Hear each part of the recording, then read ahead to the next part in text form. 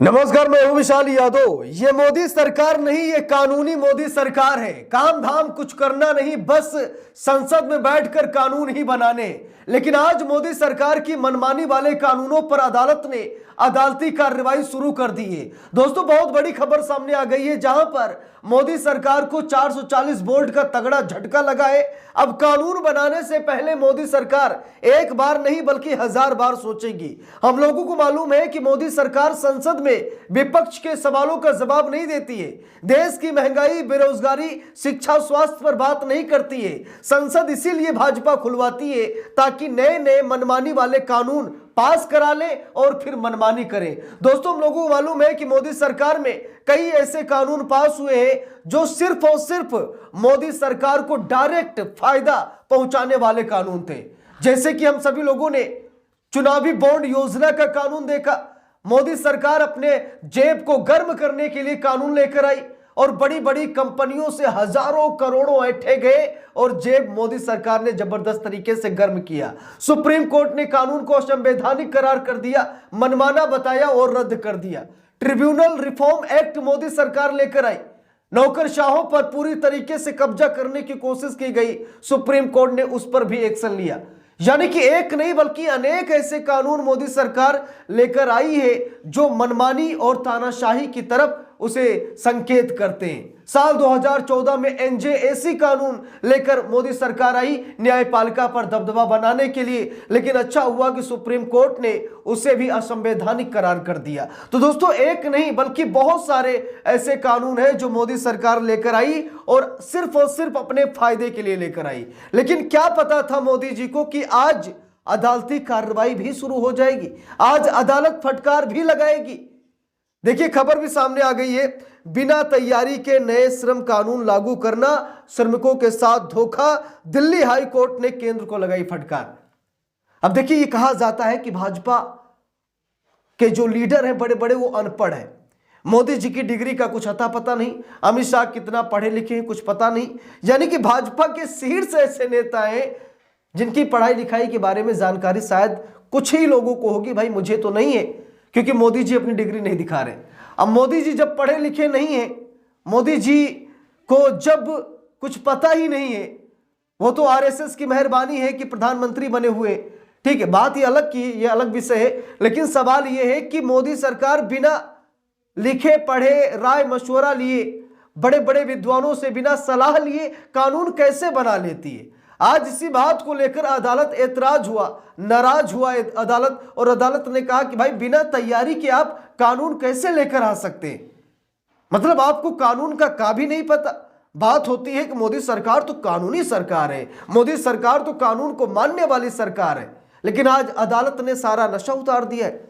अदालत ने कहा कि भाई, बिना तैयारी के नए श्रम कानून लागू करना, यह श्रमिकों के साथ धोखा है। दिल्ली हाई कोर्ट ने केंद्र सरकार को लगाई है फटकार। देखिए, लिखा भी है, चीफ जस्टिस ने कहा कि इस मामले को केंद्र सरकार को ही ठीक करना चाहिए। इस दौरान श्रम मंत्रालय के डिप्टी सेक्रेटरी भी पेश हुए।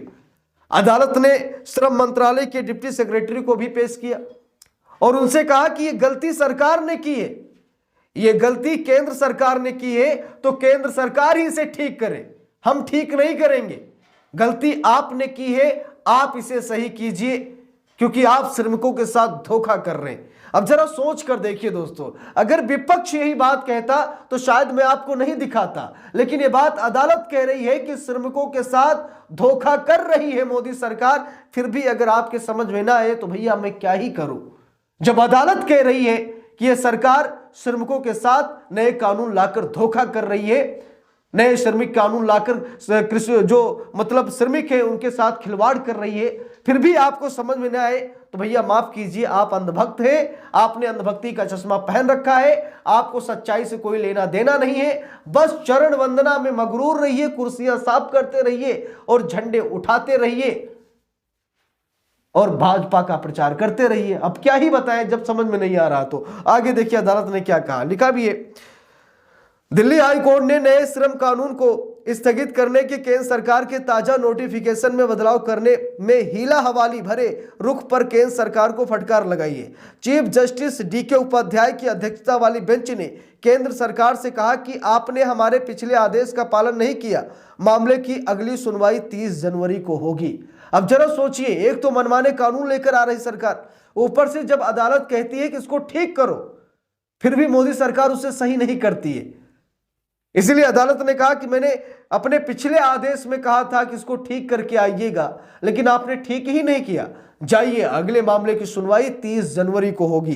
देखिए लिखा है, सोमवार को इस मामले पर हाई कोर्ट में 3 बार सुनवाई हुई। सुबह जब सुनवाई हुई तो याचिकाकर्ता के वकील रविंद्र एस गरिया ने कहा कि केंद्र ने 8 दिसंबर को नोटिफिकेशन में कोई सुधार नहीं किया है।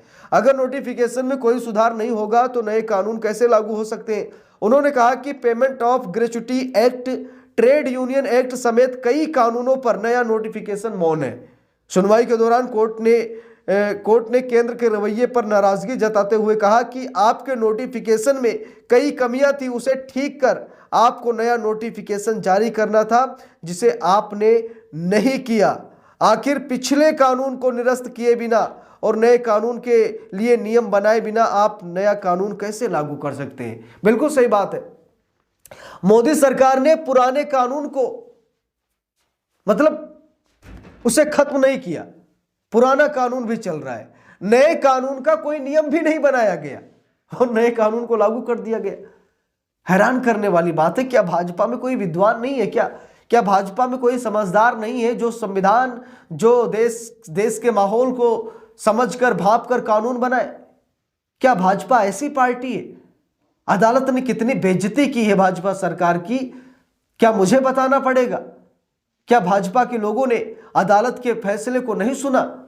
अदालत को कहना पड़ रहा है भाई कि किसी विद्वान को ले लीजिए, ठीक, किसी पढ़े लिखे वकील को ले लीजिए, वकील से सहायता मांग लीजिए, वकील आपको बताएगा कि कानून कैसे बनते।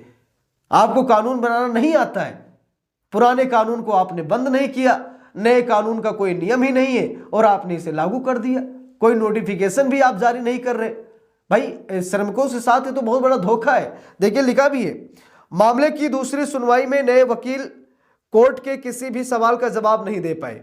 इसके बाद कोर्ट ने एसजी चेतन शर्मा के और श्रम मंत्रालय के अधिकारी को तलब किया। शाम को जब तीसरी बार सुनवाई हुई तो चेतन शर्मा ने कहा 8 दिसंबर को केंद्र के दूसरे नोटिफिकेशन में गलतियां थी, इसे सरकार मान रही है, लेकिन कई वजहों से इसे सरकार वापस नहीं ले पा रही है। ऐसे में कोर्ट को इस मामले का हल करते हुए आदेश पारित करना चाहिए। तब चीफ जस्टिस ने कहा कि इसे केंद्र सरकार को ही ठीक करना चाहिए। तीसरी बार श्रम मंत्रालय के डिप्टी सेक्रेटरी भी पेश हुए। कोर्ट ने डिप्टी सेक्रेटरी से कहा कि इंडस्ट्रियल रिलेशन कोड की धारा 104 में साफ लिखा है कि पहले के कानून को निरस्त किए बगैर आप नया कोड नहीं ला सकते, फिर आपको उस पर नया नोटिफिकेशन जारी करना होगा। तो बिल्कुल दिल्ली हाई कोर्ट ने सही कहा कि पुराने कानून को आप रद्द कीजिए और नए कानून को आप तभी लागू कीजिए जब आपके पास अच्छे नियम हो। आप ऐसे मुंह उठा करके कुछ भी नहीं कर सकते। तो दिल्ली हाई कोर्ट के इस जजमेंट पर आप सभी लोगों की क्या राय है, कमेंट करके जरूर बताइएगा। वीडियो को लाइक शेयर, अगर चैनल पर नए हैं सब्सक्राइब करके सपोर्ट कीजिएगा। मिलते हैं दूसरी वीडियो में, तब तक के लिए बहुत बहुत धन्यवाद।